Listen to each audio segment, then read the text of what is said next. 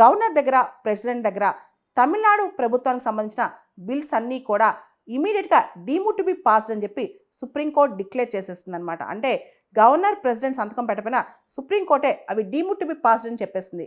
దీనిపైన ప్రెసిడెంట్ ఇంకో ప్రశ్న కూడా అడిగారు.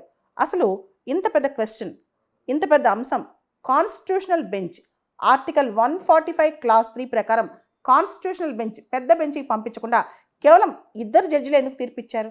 అండ్ ఆర్టికల్ 200 ప్రకారం ఏదైతే గవర్నర్ సంతకం పెడతారో లేదా 201 ప్రకారం ప్రెసిడెంట్కి బిల్స్ రిజర్వ్ అవుతాయో వాటి మీద సుప్రీంకోర్టుకి ఎలాంటి హక్కులు ఉన్నాయి?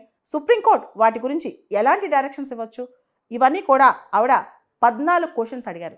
దీనికి సంబంధించి తమిళనాడు సీఎం స్టాలిన్ గారు ఇండియన్ ప్రెసిడెంట్ ఇలా సుప్రీంకోర్టుని ఈ విషయంలో బిల్స్ పెండింగ్ విషయంలో అడ్వైజ్ అడగటం, సుప్రీంకోర్టు ఇచ్చిన తీర్పు పైన ప్రశ్నించడం, దానికి సంబంధించి సుప్రీంకోర్టులో ఆర్టికల్ 143 కింద రిఫరెన్స్ అడగటం తమిళనాడు సీఎం తప్పు పట్టారు. ఆయన ఇది ఒక attempt to subvert the constitutional position, రాజ్యాంగాన్ని సబ్వర్ట్ చేసి పక్కదోవ పట్టించే ఒక అటెంప్ట్ ఇది, కావాలని ప్రెసిడెంట్ ఇలా అడిగారని చెప్పి ఆయన చెప్పుకొచ్చారనమాట.